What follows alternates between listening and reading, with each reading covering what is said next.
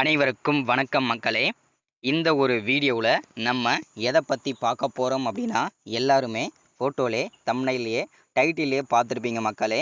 ஆமாங்க, இந்த 2025 26ஆம் ஆண்டில் ஒரு புதிய நோட்டிஃபிகேஷன் அஃபிஷியலாக ரிலீஸ் பண்ணியிருக்காங்க. அதாவது இந்த ஜிடிஎஸ், அதாவது இந்திய அஞ்சல் துறையிலிருந்து வேலைவாய்ப்புக்கான புதிய நோட்டிஃபிகேஷன். அதாவது ஒரு வருஷத்தில் இந்த ஜிடிஎஸ் வேலைவாய்ப்பை பொறுத்த வரைக்கும், போஸ்ட் ஆஃபீஸ் வேலையை பொறுத்த வரைக்கும் 2 தடவை நோட்டிஃபிகேஷனை அஃபிஷியலாக ரிலீஸ் பண்ணுவாங்க.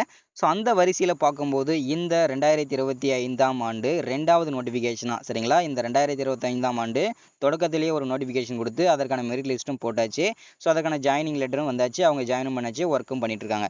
இப்போது அதை தொடர்ந்து 2வது நோட்டிஃபிகேஷனாக, சரிங்களா, இந்த 2025 முடிய போகிற இந்த 2-3 மாதங்களுக்கு முன்பே இந்த போஸ்ட் ஆஃபீஸ் ஜிடிஎஸ் வேலைக்கான நோட்டிஃபிகேஷன் மீண்டும் அறிவிப்பாக வந்திருக்குங்க.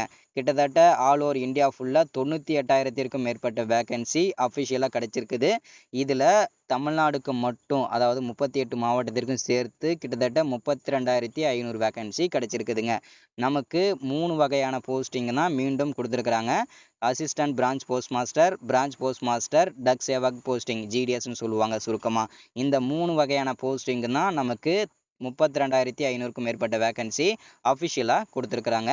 இந்த 3 வகையான போஸ்டிங்க்கு நம்ம எந்த போஸ்டிங்கை சூஸ் பண்ணணும், எவ்வளோ மார்க் எடுத்துருக்கிறவங்க எந்த போஸ்டிங்கை சூஸ் பண்ணணும், 100% எனக்கு வேலை கிடைக்கணும் அப்படின்னா நம்ம எந்த போஸ்டிங்கை சூஸ் பண்ணணும், ஸோ அதே மாதிரி எந்த ஏரியாவை சூஸ் பண்ணணும், அதே போல் அப்ளை பண்ணுறதுக்கு எதுக்கான வெப்சைட் என்ன, ஸ்டார்டிங் டேட் என்ன, அப்ளை பண்ணுறதுக்கு கடைசி டேட் என்ன, ஸோ அதே மாதிரி இந்த வேலை வாய்ப்புக்கு யார் யாருக்கெல்லாம் முன்னுரிமை கொடுப்பாங்க, எம்ப்ளாய்மெண்ட் ஆஃபீஸில் பதிவு பண்ணியிருக்கிறவங்களுக்கு இதில் என்னெல்லாம் பெனிஃபிட்லாம் கிடைக்க போகுது, ஸோ அதே மாதிரி நிறைய பேருக்கு இந்த ஜிடிஎஸ் வேலையில் வாங்கணும் அப்படின்றது ஒரு கனவாகவே இருக்குங்க.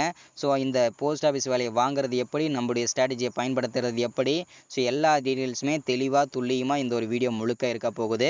அதே போல் அப்ளை பண்ணுறதுக்கு என்னென்ன டாக்குமெண்ட்லாம் தேவை, அது என்னென்ன ஃபார்மேட்டில் இருக்கணும், ஸோ எல்லாமே A to Z எல்லா டீட்டெயில்ஸுமே உங்களுக்கு இந்த ஒரு வீடியோவிலே கிடைச்சிடும். ஸோ வீடியோவை தொடர்ந்து நம்ம பார்த்து தெரிஞ்சுக்கிறதுக்கு முன்னாடி நமது கவர்மெண்ட் ஜாப் டெய்லி அப்டேட் சேனலுக்கு இப்போ தான் நீங்கள் ஃபர்ஸ்ட் டைமாக முதல் முறையாக நமது சேனலை பார்க்குறீங்க, நமது வீடியோவை பார்க்குறீங்க அப்படின்னா மறக்காமல் சப்ஸ்கிரைப் பண்ணிவிட்டு பக்கத்தில் இருக்க பெல் பட்டனை கிளிக் பண்ணி ஆளுன்ற ஆப்ஷனில் போட்டு வச்சுக்கோங்க. அப்போ தான் நம்ம போடக்கூடிய அரசு துறையிலேருந்து வரக்கூடிய எல்லா விதமான கவர்மெண்ட்டோட ஜாப்ஸ் அப்டேட்ஸ் நோட்டிஃபிகேஷன் இது எல்லாமே நீங்கள் உடனுக்குடனே ஈஸியாகவே துல்லியமாகவே தெரிஞ்சுக்க முடியும், சரிங்களா. ஸோ அது மட்டும் இல்லாமல் உங்களுடைய ஃப்ரெண்ட்ஸ், ரிலேட்டிவ்ஸ், கான்டாக்டில் இருக்கக்கூடியவங்க எல்லாருக்கூடயும் ஷேர் பண்ணிங்கன்னா ரொம்ப யூஸ்ஃபுல்லாகவும் பயனுள்ளதாகவும் இருக்குங்க, சரிங்களா. சரி, ஓகே, வாங்க வீடியோக்குள்ளே போயிட்டு இதற்கான முழுமையான தகவலும் அப்டேட்டும் என்ன ஏதுன்றதை தெளிவாகவும் துல்லியமாகவும் தெரிஞ்சுக்கலாங்க, சரிங்களா.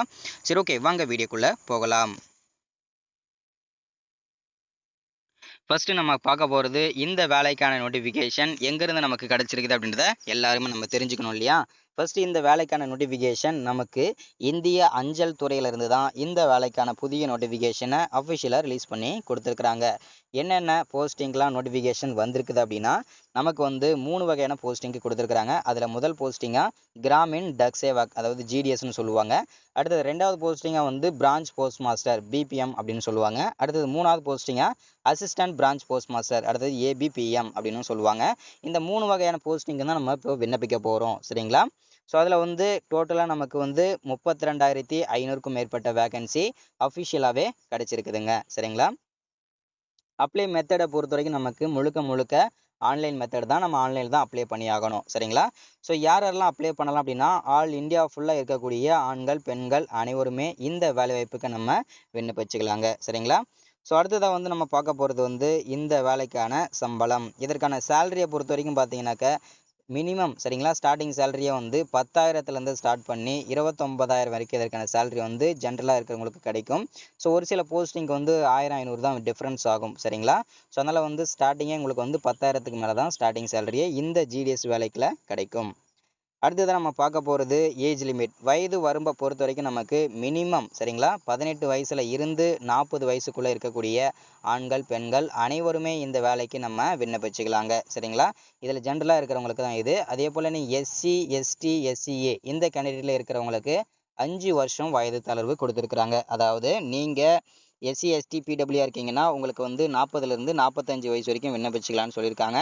அதுவே நீங்கள் ஓபிசி கேண்டிடேட்டில் வருவீங்க இல்லையா, ஓபிசி யாரெல்லாம் செலக்ட் பண்ணுவீங்க அப்படின்னா BC, MBC, BCM, SCA, BCA, SCA இவங்க எல்லாருமே ஓபிசி செலக்ட் பண்ணி தான் இந்த ஜிடிஎஸ் வேலையை விண்ணப்பிக்க ஸ்டார்ட் பண்ணுவீங்க. அவங்களுக்கு எல்லாருக்குமே அப்ளை பண்ணுறதுக்கு ஃபீஸ் வந்து 100 ரூபான்னு சொல்லியிருக்கிறாங்க. அதே போல் அவங்களுக்கு ஜென்ரலாக ஏஜ் லிமிட்டை பொறுத்த வரைக்கும் 40 வயசு வரைக்கும் தான் கொடுத்துருக்காங்க. ஆனால் வந்து 3 வருஷம் வயது தளரும் கொடுத்துருக்காங்க. 43 வயசு வரைக்கும் கூட விண்ணப்பிச்சுக்கிற மாதிரி. சரிங்களா?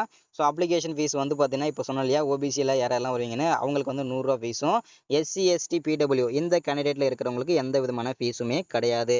அதே போல் நீங்கள் பேமெண்ட்டை பொறுத்த வரைக்கும் பார்த்தீங்கன்னா ஆன்லைனில் தான் நீங்கள் பண்ணணும். ஸோ அதே மாதிரி டெபிட் கார்டு மூலிமா பண்ணிக்கலாம், கிரெடிட் கார்டு மூலிமா பண்ணிக்கலாம், நெட் பேங்கிங் மூலிமா பண்ணிக்கலாங்க. சரிங்களா? ஸோ அடுத்தது நம்ம பார்க்க போகிறது செலெக்ஷன் ப்ராசஸ். இந்த செலெக்ஷன் ப்ராசஸை பொறுத்த வரைக்கும் முழுக்க வந்து பார்த்தீங்கன்னா நமக்கு வந்து மெரிட் லிஸ்ட் தான் போடுவாங்க. நம்முடைய 10ஆம் மற்றும் 12ஆம் வகுப்பு மார்க்கை வச்சு தான் இந்த போஸ்ட் ஆஃபீஸ் வேலைக்கு மெரிட் லிஸ்ட்டு ரெடி பண்ணுவாங்க. சரிங்களா? ஸோ அதில் வந்து பார்த்தீங்கன்னாக்கா உங்களுடைய 10ஆம் வகுப்பு மார்க்கில் யாரெல்லாம் அதிகமாக எடுத்திருக்கீங்களோ அவங்களுக்கு வந்து கிடைக்கிறதுக்கான சான்சஸ் பாசிபிலிட்டிஸ் அதிகம் அப்படின்னு மட்டும் நினைக்காதீங்க. ஏன்னா இந்த போஸ்ட் ஆஃபீஸ் வேலையை பொறுத்த வரைக்கும் முழுக்க நமக்கு லக்கை பேஸ் பண்ணி தான் கிடைக்கும். சரிங்களா? ஏன்னா இந்த ஜிடிஎஸ் வேலையை பொறுத்த வரைக்கும் பார்த்தீங்கன்னா நான் தமிழ் டைட்டிலே போட்டிருப்பேன், தமிழ்லேயே கொடுத்துருப்பேன். 370 எடுத்திருக்கவங்களும் கிடைச்சிருக்குது, 470 எடுத்திருக்கவங்களும் கிடைக்காமலும் போயிருக்குது. அதற்கான காரணம் அவங்க சூஸ் பண்ணுற போஸ்டிங். சரிங்களா? அதே போல் அவங்க சூஸ் பண்ணுற இடம். சரிங்களா? இதெல்லாம் ரொம்ப இம்பார்ட்டன்ட். சரிங்களா?